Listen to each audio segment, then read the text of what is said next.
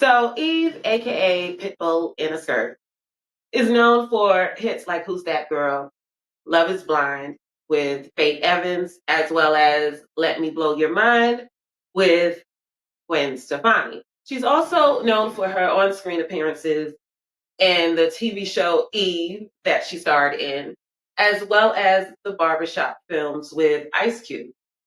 And then at the height of her career, she pivoted into she went the independent route, independent label, that is.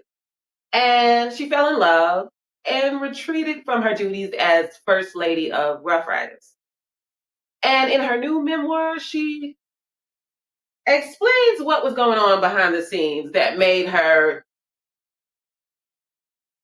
shift her focus, I'll say. So, Who's That Girl with Eve and Kathy Iandoli? Hopefully. Sorry. So, in this new memoir, she talks about different parts of her life when she was trying to reach stardom, at the peak of her rap career and acting career, and then what led her to sort of walk away from it all. Sort of. Now, I know everybody is talking about this, but I'm going to throw my 2 cents in and give you my opinions on what I learned about Eve through this memoir. Hello, my name is Tamika, and whether you stumbled upon Junkie for a story or are here by intention, thank you for stopping by. I hope you enjoyed this video, and if you do, please give me a like and subscribe by the end of the video, and don't forget to click the bell for notifications. That way you don't miss out whenever I release new videos. I will put a link in the description for this memoir that I will be reviewing in this video, Who's That Girl by Eve. And obviously, if you're interested, you can click the link. If not, you know what to do, but on to the video. Thank you. So first, I would have to start off by saying Eve knows how to throw classy lady shade. That's how I'll put it. So she doesn't, I mean, I would say she doesn't throw anyone under the bus. She doesn't make herself look good while destroying other people's character. I found that she was honest while still withholding information, if that makes sense. I mean, she didn't go all in with stuff, but there's enough here that's worth the read. I will say that. But she throws some classy lady shade. I mean, I like how she brings up Stevie J without naming him, only to say that she broke up with him in a song. Like she mentions him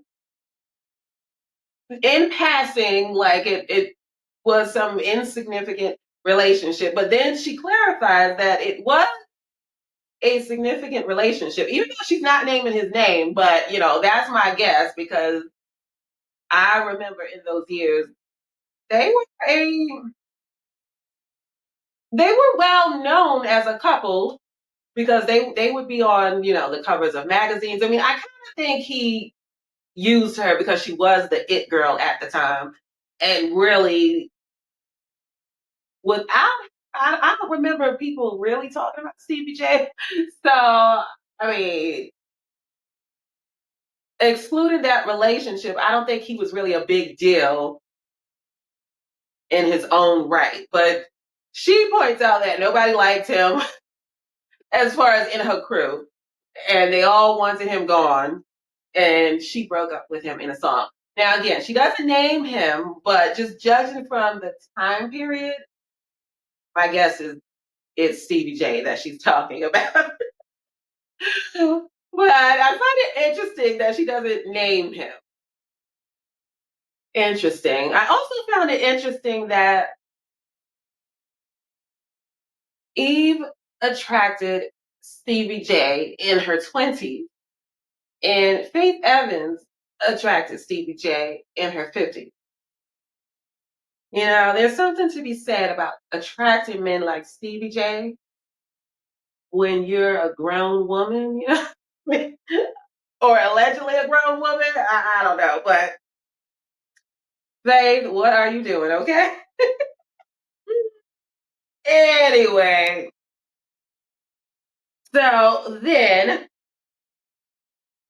I must say, Eve has a great sense of humor. The entire time that I was reading the book, she was actually pretty funny telling her story. I mean, I was surprised at how funny she is. And it was a really fun read. And even though she wasn't giving up a lot of details, I would say. I mean, if you remember, if you grew up in that time period or you were around in that time period, you remember some of the stories she's talking about. Some things were a little less familiar to me, but some things not so unfamiliar. But she doesn't go in, which I wasn't expecting that from her because that's really not her style anyway. So she keeps it classy, but still gives you a little bit. So and honestly, I shouldn't be surprised because she is a rapper who writes her own lyrics, and she also puts an emphasis on making that detail clear. Okay. In case somebody didn't know that she writes her own lyrics, okay? She does make that clear, okay? Now, there's a chapter in here. Let me see. Because she names her chapters. So let me see what she called it. All right. So in chapter 6, which is titled Girl Fight, she talks about her relationships with the females in the industry. And she talks about how it sounded like things were a little awkward with Lil Kim, we'll say. Not, she doesn't say they had beef, but I think she admits that she came across like a fan and she was a little too hyped to meet Miss Lil Kim. So, you know, in the beginning it sounded like they clashed, but then over time they became friends. And then she names Missy Elliott and Trina and a lot of, you know, various females who were doing well at that time as well in the industry. And she talks about the girlhood that she experienced with those women, Alicia Keys and Lauryn Hill, and you know other females who were successful in their own right. And then I noticed again, this is that classy lady shade, but she didn't mention another person who I was looking to. I was anticipating her talking about this person because I was back in the day where it sounded like they did have some beef. So, you know, my ears was open, ready to hear what she had to say. Because I wanted to know if it got resolved, if they're, you know, kumbaya together, like what's going on with that relationship. But she made no mention of Foxy Brown except to say that I think she was talking about how she reached number 1 on the rap charts. Eve, that is. Let me just clarify. Yes, so she mentioned Foxy Brown when she was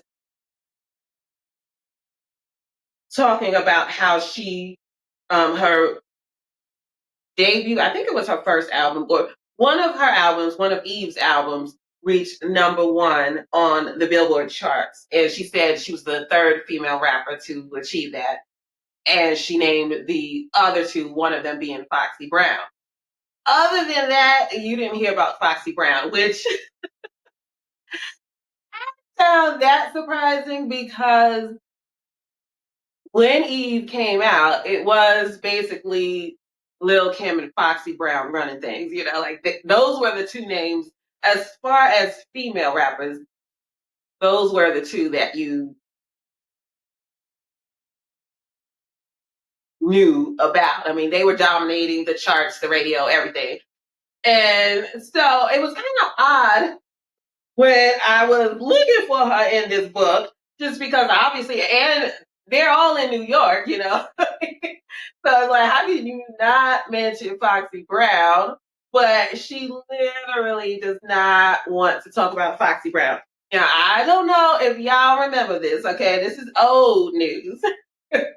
But I remember Foxy Brown was on some talk show. I can't remember which one. Now, this is back when it was the afternoon talk shows, like Ricky Lake and stuff like that. She was on one of those talk shows with, if I remember correctly, it was with other female MCs. I think it was Queen Pen and Foxy Brown and a couple of other female MCs. I can't remember the others right now. But Foxy Brown was on this talk show and she was talking about Eve and she said Eve ran away from her. That's all I remember. I don't remember the story. I don't know if I missed that part, if Foxy told the story and I just came into I don't know if I was just walking by. I don't remember the situation because I'm talking about years ago. I just know I saw the part where Foxy Brown said Eve ran away from me. And then, I mean, there was some rumblings that Eve and Foxy Brown had beef. So, you know, I was surprised that she didn't mention Foxy Brown. I find that a little bit interesting, but also I would say it's kind of a shame because Foxy Brown is becoming the forgotten. I mean, she wasn't quite the queen, but she was one of the soldiers now. Okay, she was definitely one to be reckoned with. Okay, she was successful for some years, you know, like maybe 5 or so years. But it seems like people are not giving her due. Like she's gradually being forgotten. And not that I'm placing all the blame on Eve, but by not mentioning Foxy Brown, except in that one line where she talks about the Billboard charts, it's kind of like Eve is at least culpable in the erasing of Foxy Brown from hip hop history. Because I do think people are kind of forgetting what a force Foxy Brown was back then, you know. And Foxy had skills, you know. She was, dare I say it, you know, she was better than Lil Kim, okay. Now I love Lil Kim, okay. I love Lil Kim. Don't get me wrong, but y'all know when it comes to skills, okay. Anyway, I'm gonna leave it there, okay. Y'all let me know what y'all think, but I would say this is a good read. It's a fast read. It's a quick little book, 200 and something. Let's see, 266 pages. So it is definitely a fast read. I mean, you can read it in a day, in one sitting if you want. But anyway, that's going to do it for me. I'm going to wrap this up. Thank you again for watching and listening. If you liked this video, give it a like and subscribe. I release videos on a basis.